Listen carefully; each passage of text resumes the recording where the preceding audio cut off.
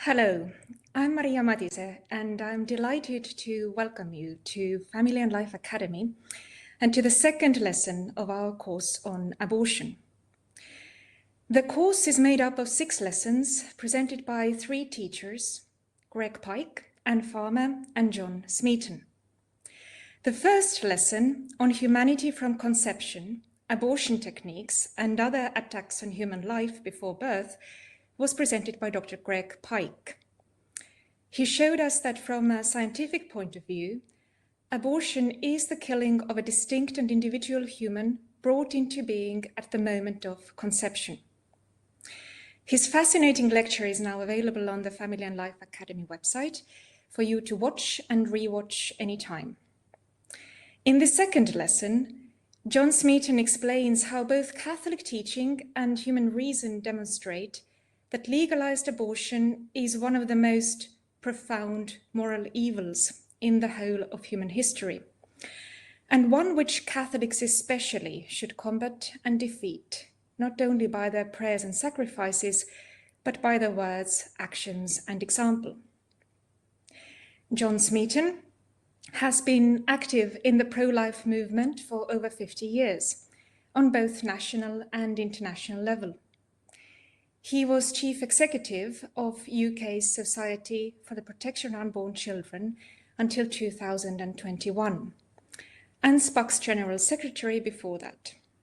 He is vice president of the International Right to Life Federation and co-director of Voice of the Family, who has also launched this Family and Life Academy platform for online formation. At the end of this lesson, Mr. Smeaton will answer any questions you may have, which you can put in the chat window at any time during the lesson. And without further ado, I will now hand over the stage to John Smeaton, who will give us the reasons why abortion is one of the greatest evils in the world today. Please, John. Thank you, Maria. Thank you. So, as Maria has said, the subject of this lesson is the terrible evil of legalized abortion, one of the greatest atrocities in the whole of human history. And as I will explain, one that Catholics are especially called on by God to bring to an end. In this lesson, I'm going to present 6 reasons why legalized abortion is one of the worst evils that history has ever recorded. Firstly, and fundamentally, every human life is sacred because human beings are made in the image and likeness of God, and therefore have what's called inviolable dignity. Secondly, non-Catholics, people of all faiths and none, are able to recognize the dignity of every human being through what's called the natural law, which, according to St. Paul, is written on men's hearts by God. Thirdly, abortion involves the killing of the smallest, most vulnerable persons on earth, unique, innocent human beings in their mother's womb. Fourthly, the number of killings from abortion in the past century is greater than all the people killed in all the wars in recorded human history. Fifthly, making the killing of unborn children legally available seems to cause most people, including Catholics, to think that abortion is acceptable in certain circumstances. Sixthly, when people, including Catholics, accept abortion, they begin to accept the killing of other innocent human lives by means such as euthanasia or the killing of human embryos produced by in vitro fertilization, IVF procedures. And I will finish by explaining what Catholics in particular are called to do in the fight against abortion, not least spiritually, as well as through faithful witness to the whole of Catholic teaching on the sanctity of human life. Finally, it's important that we as Catholics inform ourselves about abortion and that we are active in pro-life groups which refuse to make immoral compromises on the sanctity of human life. Let's start with what God teaches us about the sacredness of every human life, which is also called the inviolable dignity of every human life. Genesis, the first book of the Bible, opens with the words, "In the beginning, God created heaven and earth." God made the plants and trees and cattle and fish and birds and wild beasts, and he commanded them to increase and multiply so that his work of creation would increase, would continue throughout history. Finally, God made man. However, there's a big difference about this part of God's creation. Unlike the rest of creation, man is made in the image and likeness of God. Not only did God make man in his own image, he gave human beings authority over the rest of creation, deputizing us to rule over it and subdue it. Because God made us this way, human beings have what the Catholic Church calls inviolable dignity. Inviolable dignity in Catholic teaching means a kind of inherent value, even a majesty, which can never licitly be violated or destroyed. And the source of that majesty is God, in whose image we are made. One of the church's saints, Saint Gregory of Nyssa, in the 4th century after Christ, said, "Man is a king, created to exercise dominion over the world. He was given a likeness to the King of the universe." Unquote.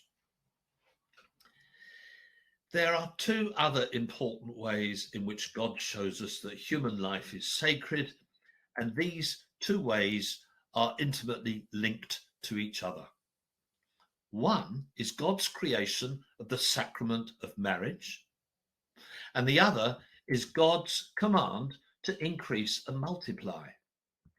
Linking marriage with the command to create new children shows how much God has special care for every single human being. At the beginning of the world, in the Garden of Eden, God created marriage as the permanent, indissoluble union of one man and one woman. After the creation of Eve, Adam exclaimed with joy, "This now is bone of my bones and flesh of my flesh." And the Bible text continues, quotes, "Wherefore a man shall leave father and mother and shall cleave to his wife, and they shall be two in one flesh." Jesus confirms this command in the gospel, that marriage is indissoluble. God's command to Adam and Eve to increase and multiply teaches us that welcoming children is the main purpose of marriage. God recognizes the dignity of every single human life, and he wills that our human dignity be respected when we come into this world. By creating the sacrament of marriage, God's plan is that children will be welcomed, brought up, and guided by their parents on the road to heaven in the stability of a marriage which is indissoluble, that is, which cannot be ended by one's own human will. Another way in which God teaches us about the sacredness or dignity of every human life is through the 10 Commandments, including the commandment, "Thou shalt not kill." The 10 Commandments teach us, first of all, to honor God, our Creator, the source of our human dignity, in whose image and likeness we are made. The 10 Commandments go on to teach us to respect each other's human dignity, honouring our father and mother, not stealing, and so on. And it's obviously absolutely impossible to respect each other's human dignity without obeying the commandment, thou shalt not kill. But there's something even more extraordinary about the dignity of human life.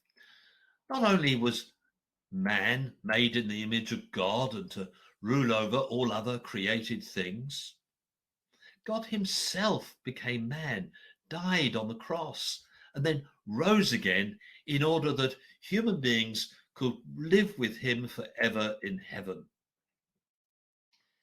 And God chose Our Lady, a human being, to be his mother. This teaches us everything we need to know as Catholics about the sacredness and dignity of human life. Now, there is another kind of dignity, a moral dignity, which human beings possess through the free gift of God's grace. We can lose this moral dignity if we can commit sin, and it can be restored when we make a good confession. And I'm not talking about that kind of dignity today. So to sum up what I've said so far, the first and most fundamental point to understand about the evil of abortion is the truth that every single human life is sacred, which means it has inviolable dignity.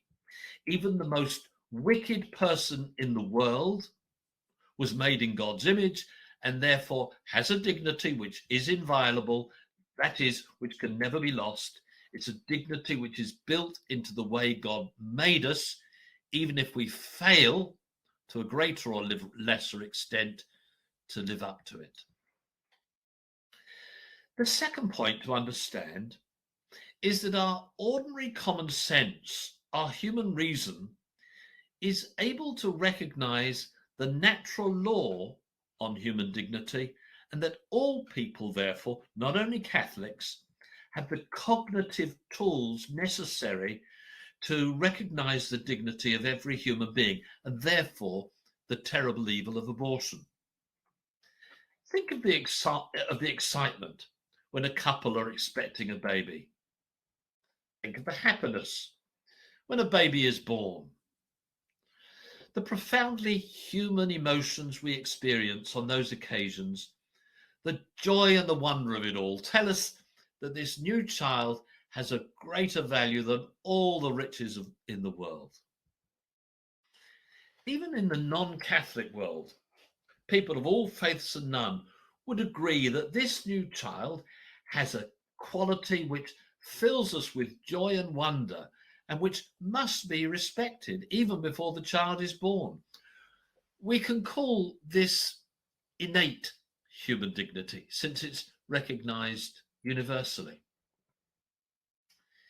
Think, on the other hand, of the atrocities of the 20th century, still within the living memory of some, such as the mass murder of the Jewish people, Catholic priests, the disabled, and other minority groups at the time of the Second World War. Millions were murdered in this way, mainly Jewish people. They were treated as if they had no human dignity, as non-persons. Every single murder was a crime against humanity. All the nations of the world were so shocked by the barbaric acts which took place in Nazi Germany that they made a solemn agreement, the Universal Declaration of Human Rights, which was proclaimed on the 10th of December 1948 by the General Assembly of the United Nations. Nearly every country in the world has signed this document, 193 countries in all. The Universal Declaration of Human Rights reads, everyone has the right to life, liberty, and security of person. The right to life of unborn children is also specifically upheld in the United Nations 1959 Declaration on the Rights of the Child, and in the United Nations 1989 Convention on the Rights of the Child. Both these UN documents state, and I quote, "The child, by reason of his physical and mental immaturity, needs special safeguards and care, including appropriate legal protection before as well as after birth." Going back to the 1948 Universal Declaration on Human Rights, Article 6 states, "Everyone has the right to recognition everywhere as a person before the law." This point is very important. After the tragic experience of the Second World War and Nazi Germany, those writing the Universal Declaration wanted to ensure that nations would never again treat any particular group of people, whether they were Jews or black people or unborn children, as non-persons. Tragically, the overwhelming majority of countries which signed the Universal Declaration of Human Rights have passed laws allowing the killing of unborn children, and even United Nations bodies themselves promote abortion against their own solemn agreement. It's a terrible contradiction. Countries like Britain are saying every human being has the right to life, except unborn children. They're forgetting Article 6 of the Universal Declaration. Everyone has the right to recognition everywhere as a person before the law. Notice that word in the Declaration, everyone. Everyone clearly means every human being. This brings me to my third reason for abortion being such a terrible evil. Abortion involves the killing of the smallest, most vulnerable person on earth, a unique, innocent human being in his or her mother's womb. When does the life of a human being begin? Modern science is crystal clear on this point, as Dr. Gregg showed conclusively in the opening lesson of this course. From a scientific point of view, that a new human being comes into existence at fertilization or conception is incontestable biological fact.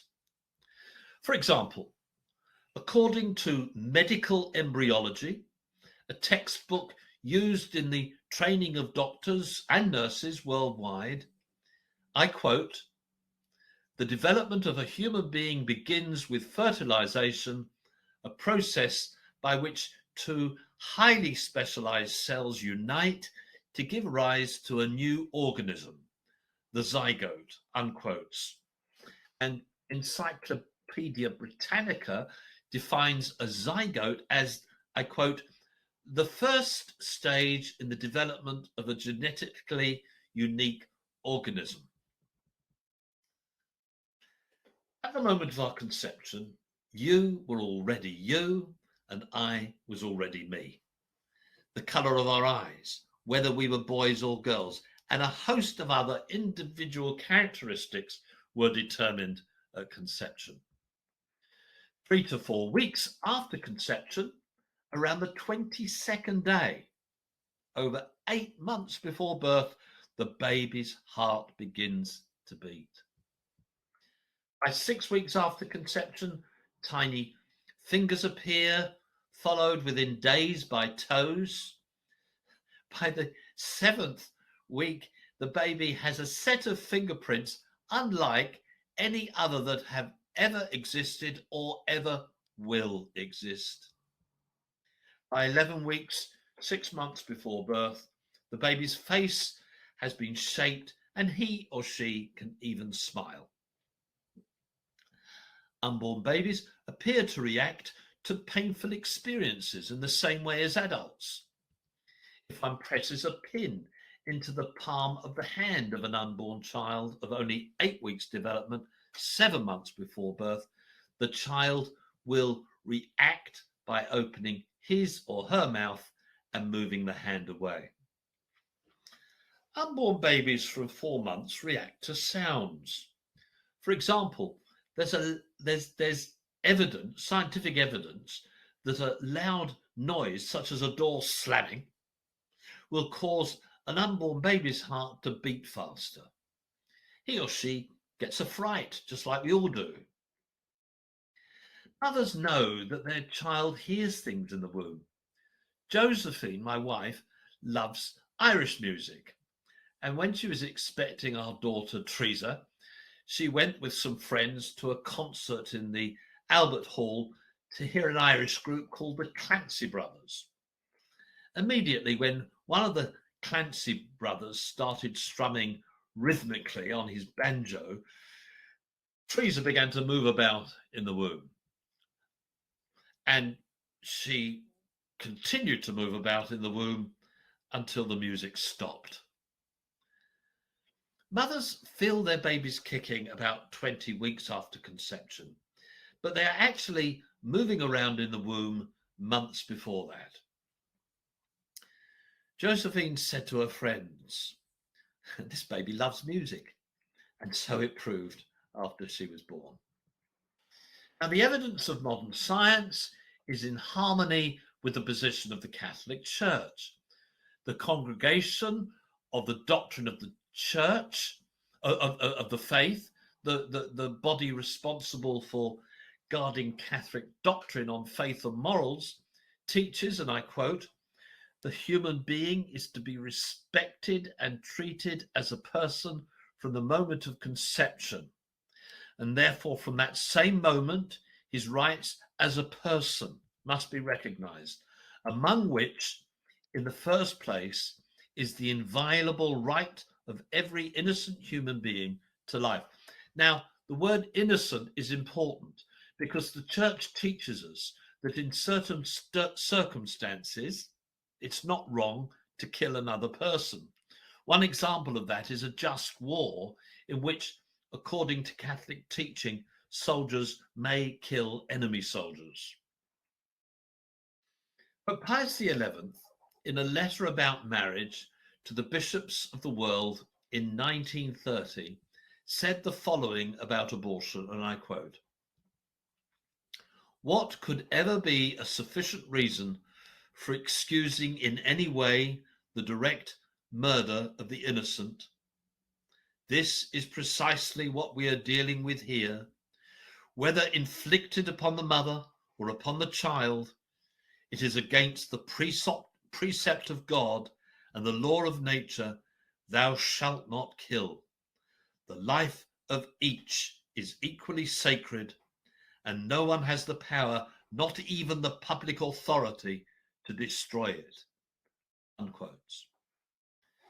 Notice how Pope Pius XI explains the evil of abortion. He says that abortion is the direct murder of the innocent, and he says that the lives of the mother and the child are equally sacred, and that no one has the power or authority to destroy innocent life. Now, virtually everyone in the world instinctively understands that killing a mother is a terrible evil, and the Catholic Church teaches that killing an unborn child is just as evil. The teaching of Pope Pius XI on abortion is identical to what the Church has taught for 2,000 years. For example, the oldest Christian writing, which is not part of the Bible, written about 80 years after the birth of Christ, is called the Didache. The Didache, this most ancient of Christian documents, makes the terrible evil of abortion clear by putting it on the same level as killing a child after birth. It states, and I quote, "In accordance with the precept of the teaching, 'You shall not kill,' you shall not put a child to death by abortion, nor kill it once it is born." Unquotes. I won't describe how abortions are carried out. This was covered in the first lesson of this course, and you can further research yourself this brutal reality. By one method or another, it involves the deliberate killing of the child whose human development before birth I've just been describing. Most abortions today, as mentioned by Dr. Pike in our first lesson, are called so-called medical abortions, which is a complete contradiction in terms. The definition of medicine is, quote, the science or practice of the diagnosis, treatment, and prevention of disease. Now, there's nothing medical about killing a baby in the womb, but medical abortion is the term doctors and health officials use. So far, I've explained. Firstly, God teaches us in various ways that human life is sacred or has inviolable dignity because we are made in the image and likeness of God. Secondly, that virtually every nation and ordinary people around the world recognize the dignity of every human being, including unborn children, but then that the nations of the world contradict what they claim to recognize by passing laws permitting the killing of unborn children. Thirdly, I have explained that abortion involves the killing of the smallest, most vulnerable person on earth, a unique, innocent human being in his or her mother's womb, and that modern science is in harmony with Catholic doctrine on this point. I proceed now to the fourth reason why legalized abortion, or what Pope Pius XI would call the legalized murder of the innocent, is one of the worst evils in the history of humanity, and that is the unprecedented scale of such murders, both which have taken place and which are continuing to take place worldwide. According to the most conservative estimates, more human beings have been killed by abortion during the past century, 1.1 billion, than the estimated total number of everyone killed in all of the wars in recorded human history. Now, there are 330 million people live in the USA, and there are 746 million people live in Europe. If a nuclear war were to wipe out the entire population of the United States and the entire population of Europe, the number of human beings killed would be less than the number of human beings killed by abortion since 1917, the year in which Our Lady appeared to the 3 shepherd children in Fatima. Our Lady's appearances in Fatima represent the pivotal historic event for putting the modern fight for life into context. I'll come back to this point at the end of this lesson. As the number of abortions grows ever bigger, more and more Catholics are saying that they agree with abortion in certain circumstances. In the United States, 76% of people who identify themselves as Catholic think that killing unborn children should be legal in certain circumstances, even though their church teaches that abortion is, quotes, the direct murder of the innocent, unquotes. This is another terrible proof of the terrible evil of abortion. The fact that 52 million Catholics in the US out of 70 million think that it's okay to murder babies in the womb. Nothing like this has happened before in the history of the world. And it's bound not to stop here. Once people begin to think that it's okay to kill innocent human beings in the womb, they then think it's okay to create human embryos in laboratories and to deep freeze them for later use or for experimentation, or simply to kill any human embryos who are not needed for any reason. Every year around the world, 500,000 babies are born as a result of in vitro fertilization, IVF procedures, at the expense of 5 million human embryos created who are frozen or who are discarded or who miscarry or who are used in destructive embryonic research, the moral evil of which has already been covered by Dr. Pike. Research carried out in 2013 showed that only 13% of Catholics in the USA think IVF procedures are morally wrong, as compared with 12% of the general population. Equally, every year, more countries legalize euthanasia, which is the killing of a person, usually by a doctor, under the pretext, often sincere, of eliminating suffering. Only 29% of Catholics disagree with euthanasia, according to the British Social Attitude Survey carried out in 2012. I said at the start of my talk that Catholics are particularly called by God to bring abortion to an end. I say this because it's only in Catholic doctrine that you find an authoritative body of consistent teaching, according to which, in the words of Pope Pius XII, no one can, in any circumstance, claim for himself the right to destroy directly an innocent human being. If Catholics, therefore, who are bound by Catholic teaching, cannot be relied upon to uphold the right to life of every innocent human being, who can? It's urgent that faithful Catholics explore this question.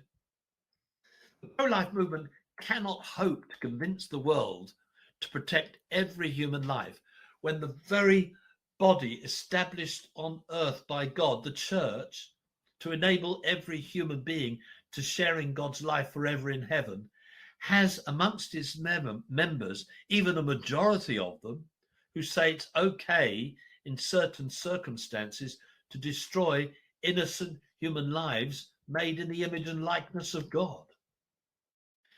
During the past 50 years in my work against abortion, I've travelled all around the UK and Ireland and to lots of other countries throughout Europe, Africa, Australasia and America. Everywhere I go, I hear people saying the same thing. Our priests and our bishops virtually never, if ever, speak out against abortion. Imagine you are living in a country which allowed the killing of Jews. And imagine going to a church in that country where the priest and the local bishop never spoke out against such killings. Also, imagine that the bishops welcomed Catholic politicians who publicly backed the killing of Jews to come forward at Mass and receive Holy Communion. Probably a growing number of Catholics would begin to think it's okay to kill Jews. That's exactly what's happened with abortion for most Catholics.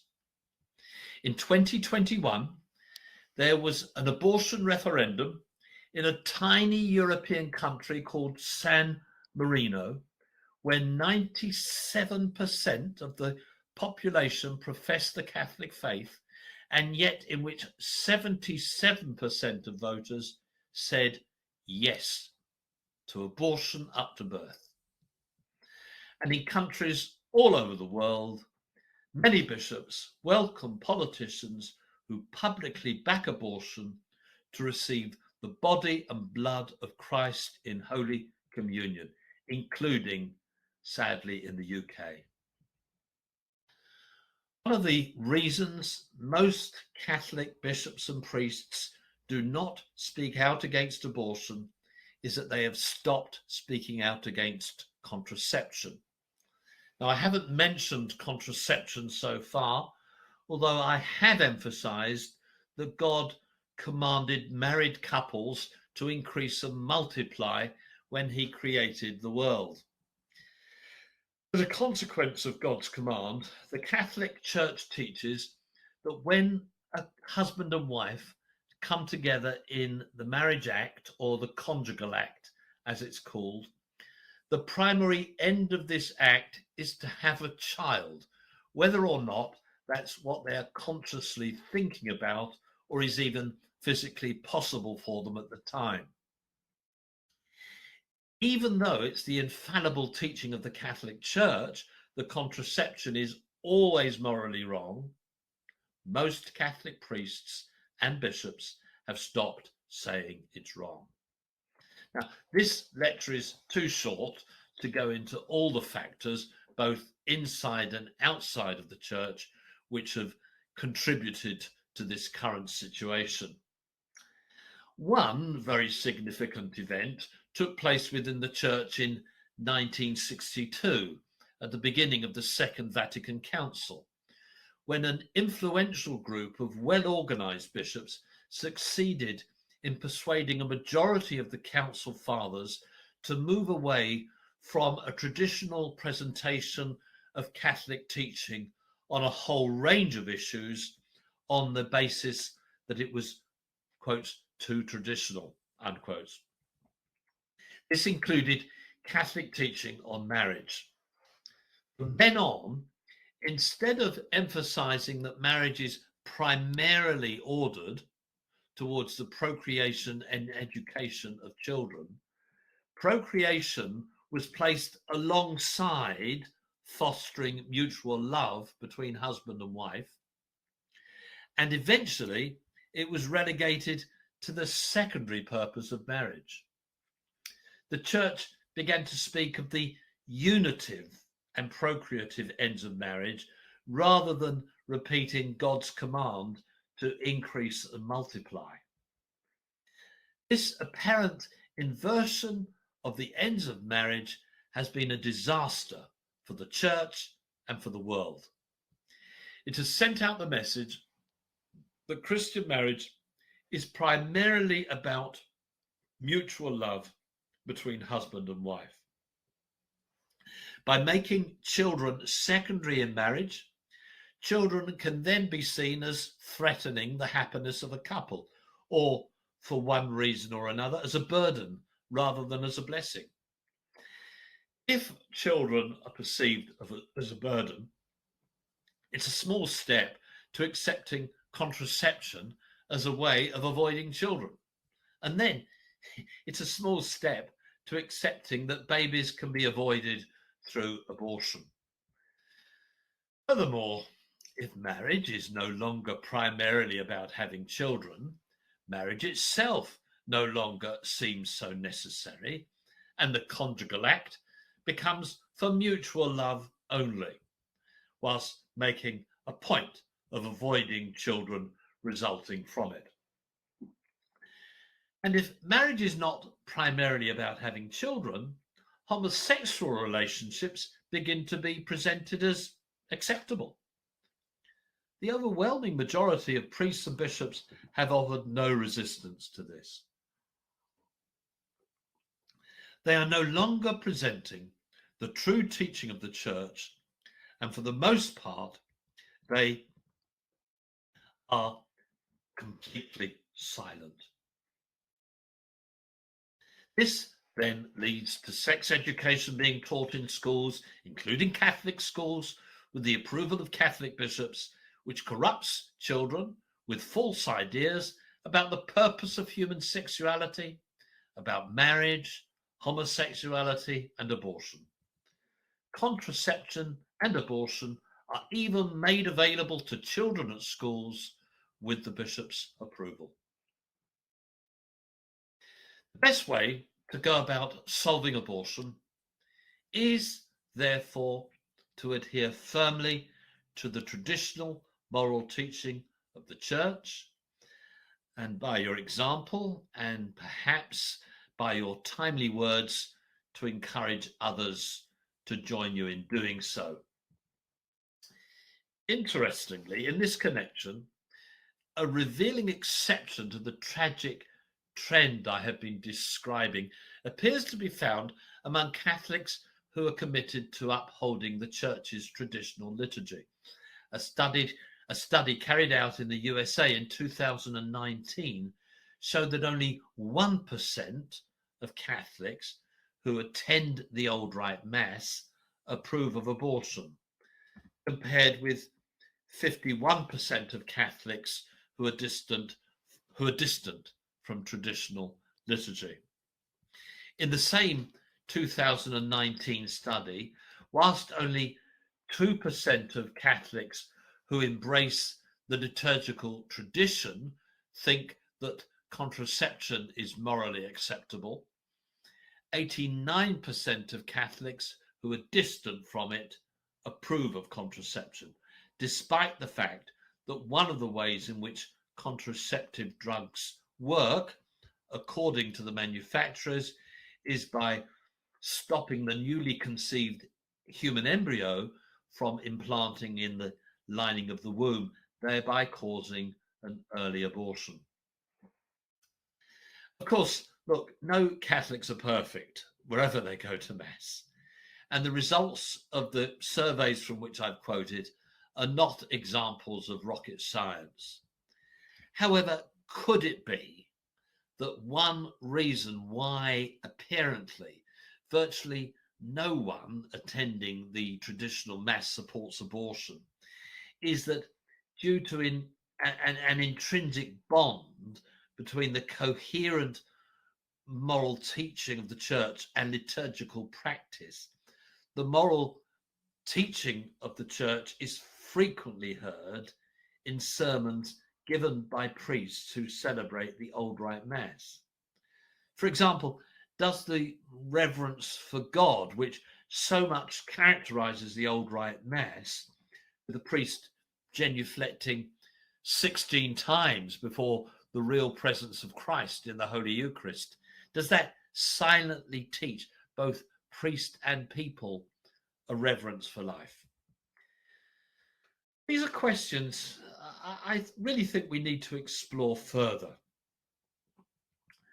Now, we must pray and make sacrifices for Catholic bishops and priests who have the primary responsibility for providing this moral teaching. And what's undeniably true is that when Catholic priests speak the truth in the name of God, it has a big impact on people. This is even more the case with Catholic bishops. Bishops have a unique apostolic moral power and duty to preach the gospel of life. According to St. Matthew, Christ's last words to the apostles on earth before ascending into heaven were, and I quote, "All power is given to me in heaven and in earth. Going therefore, teach ye all nations, teaching them to observe all things whatsoever I have commanded you." Now, these words were addressed to the apostles, and they are meant above all now for the successors of the apostles. Bishops have a charism bestowed on them by Jesus Christ just before his ascension. When they speak the gospel truth in love, their words reverberate with authority, both in the hearts of the faithful and in the hearts of people who do not know Christ, just as Christ's words did. Join and become active in pro-life groups which refuse to make immoral compromises on the sanctity of human life, and which tell the truth about abortion in all its forms, including contraceptive drugs and devices, which can also have an abortifacient effect. The next thing is keep up to date and well informed about abortion.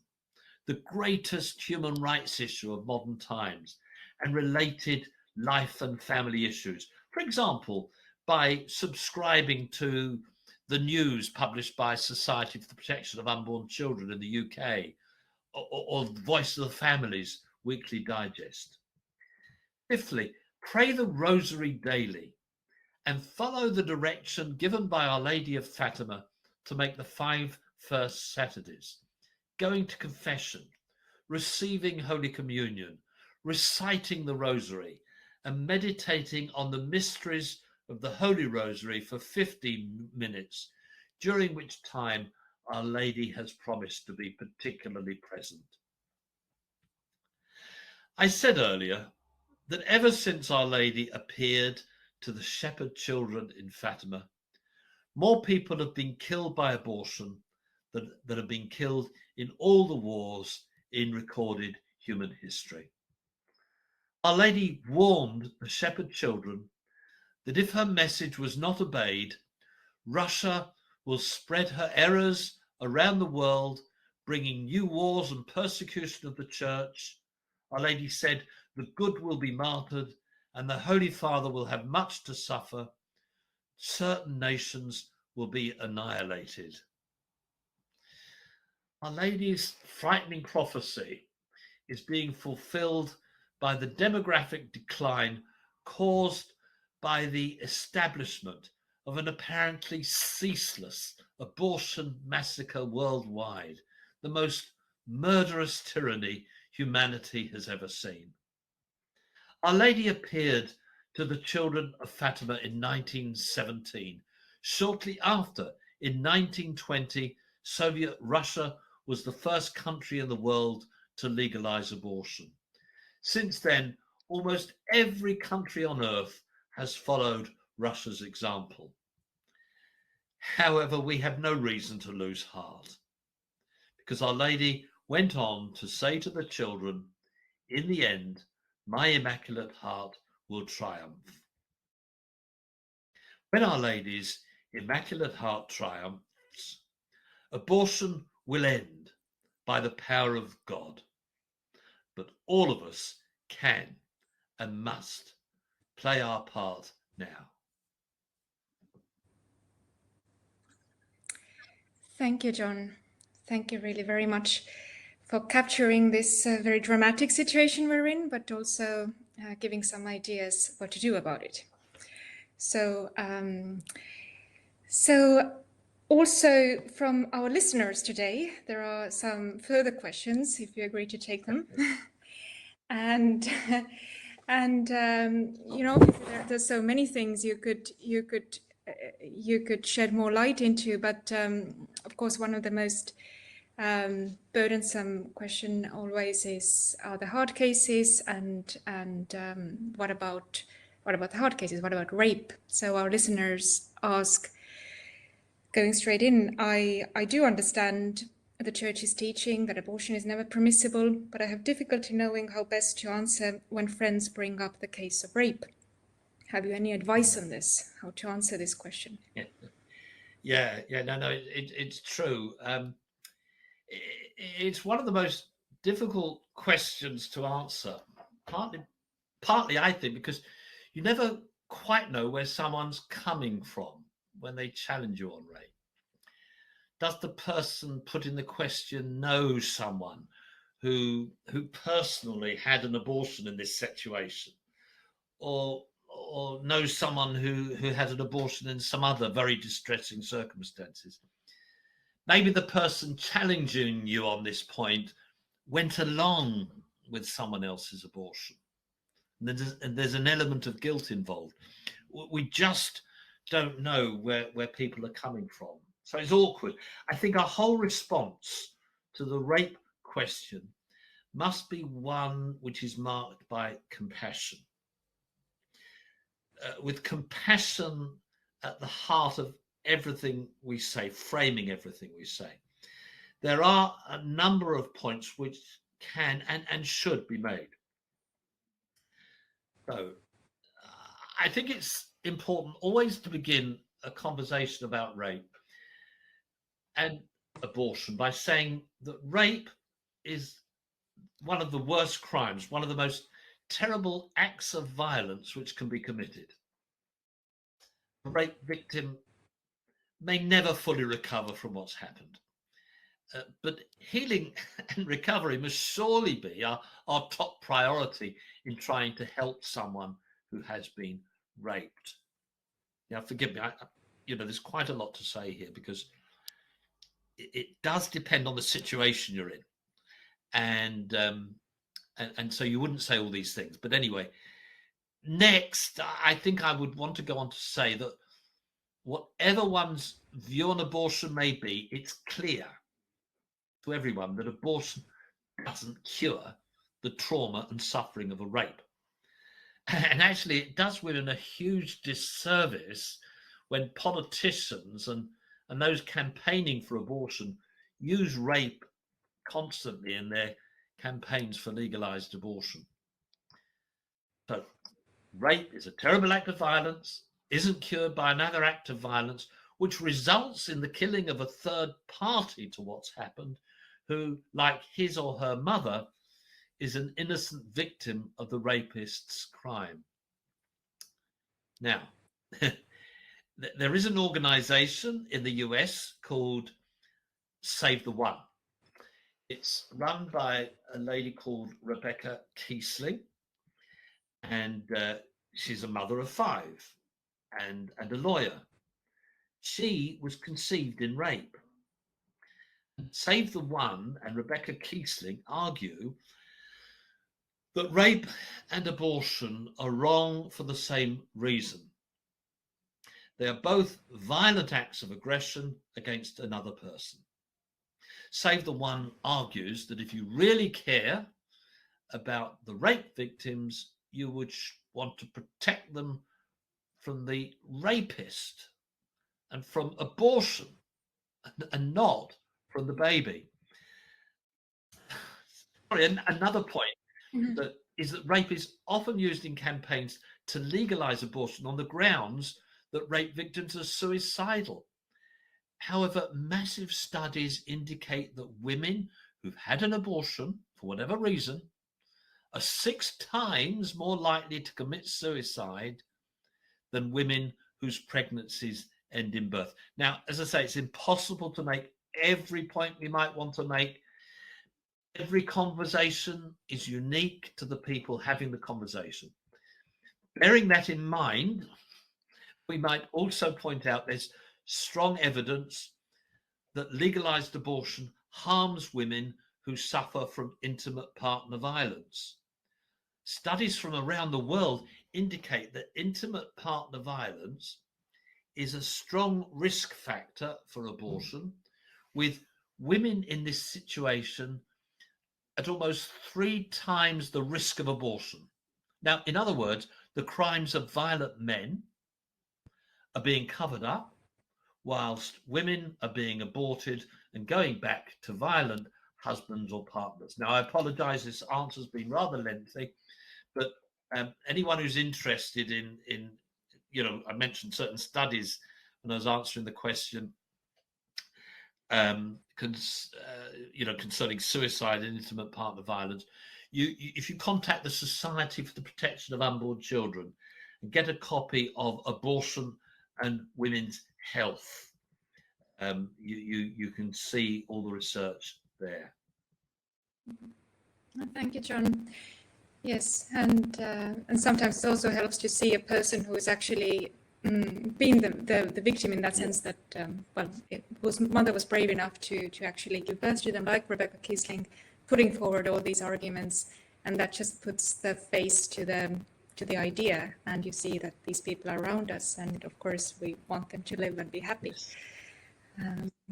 So, thank you.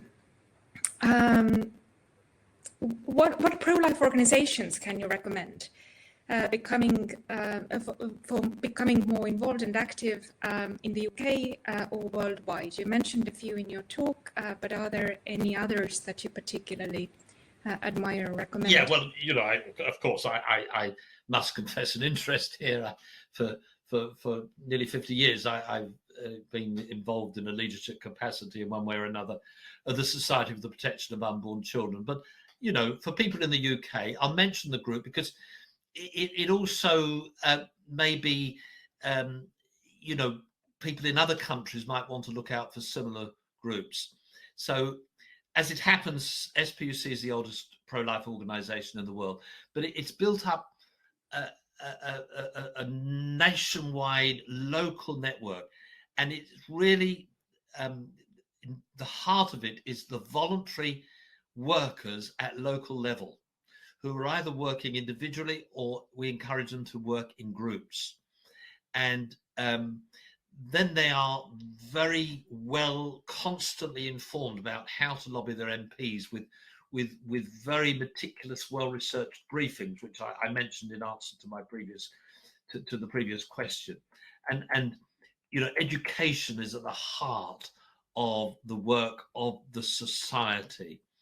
Public events, public witness. It's all about enabling ordinary volunteers to do the work.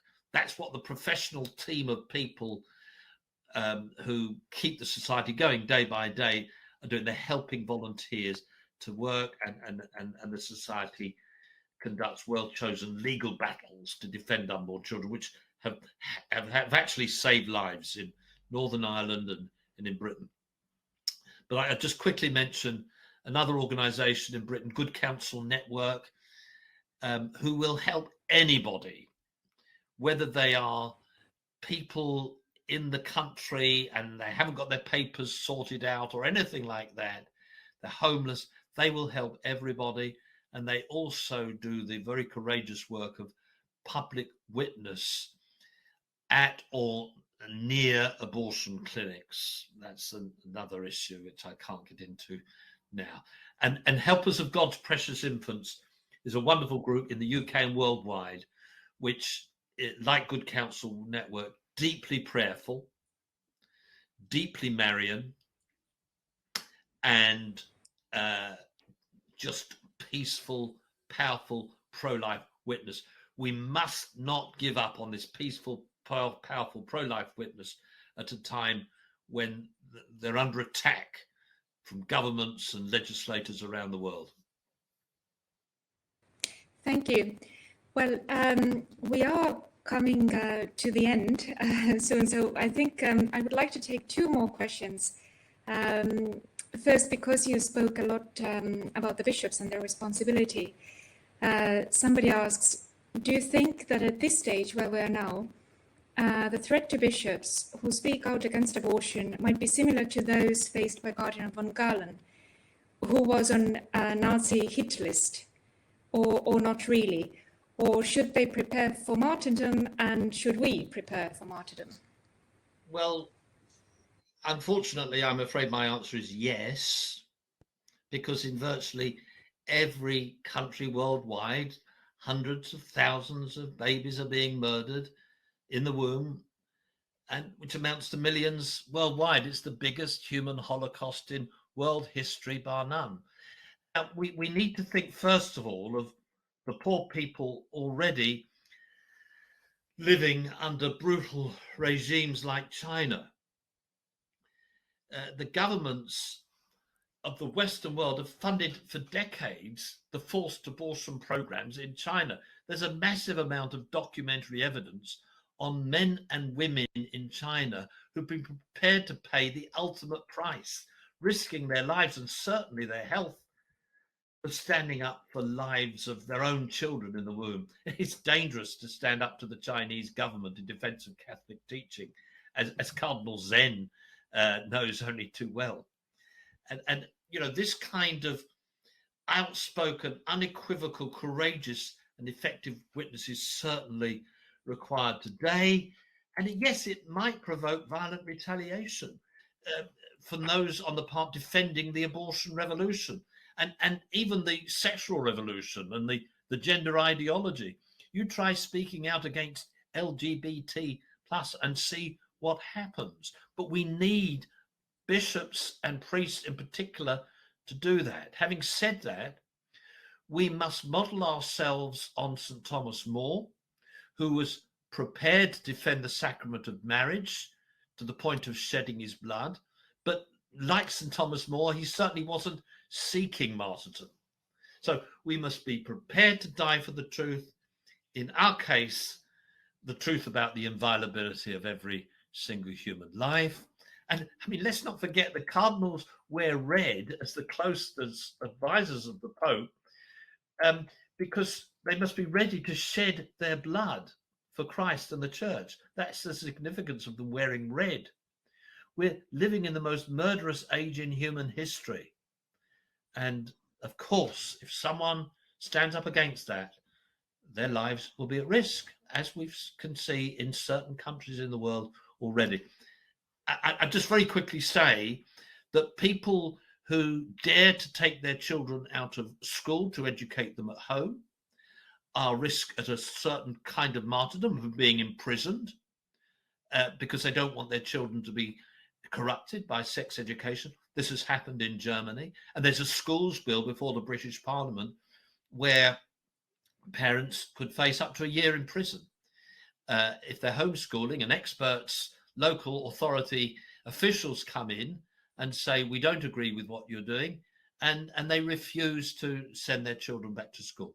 So there's different types of martyrdom of doctors and nurses who will not allow their conscience to bow to the state and kill children in the womb or people at the end of their lives. Thank you, John. And very lastly, could you tell us, do you have any particular saints whom you take as patron in the fighting against abortion? Well, I think it's fairly obvious from my talk that Our Lady is above all, and above all, in my view, we have Our Lady of Fatima, whose patronage, and with the rosary as our weapon, we can go into battle. I honestly think that good pro-life people, parents who are worried about their children, pro-life activists in magnificent pro-life organizations around the world, none of us can win this battle against abortion on our own, and still less against the corruption of children in schools. So thank God that Our Lady of Fatima appeared and provided us with the means to fight against, the spiritual means to fight against this terrible evil, the corruption of children in schools, abortion, and so on. The rosary plays a central part in the instructions Our Lady gave the children in Fatima, and for the fulfillment of the 5 first Saturdays, the devotion which Our Lady has called on Catholics to practice, to bring forward the triumph of her Immaculate Heart. And I'd very quickly say St. Joseph, of course, the protector of Our Lady, when she was expecting Jesus through the power of the Holy Ghost, and he wanted to protect her instinctively anyway, but then he was told by God or by an angel on behalf of God to take her as his wife, and then he then protected them again through his docility to God. And I think simplicity, I mean, this thing is too big for us all. So the simplicity of St. Joseph, obviously perplexed by what he was to do about the murderous Herod, and he escapes into Egypt and looks after the infant Jesus and just gets on with his task. That's what we have to do. Pray for him, for humility and the strength to do what's necessary in this age in which we're living. And Our Lady's Immaculate Heart will triumph and abortion will end. Beautiful, thank you. This is the best note to end on, I think, this lesson. So thank you indeed very much. Thank you, John, and thank you everyone for your participation today. The video of this lesson will be made available on the Family and Life Academy website, along with study notes. And we look forward to seeing you for lesson 3, which will be presented next week by Anne Farmer, and which is entitled Eugenics in the History of Legalized Abortion. Heartfelt thanks once more to John, who will be back to present lesson 4. tactics used in worldwide abortion revolution. We're looking forward to seeing you again for that, and I'm very much looking forward to seeing you all again for more lessons and courses at the Family and Life Academy.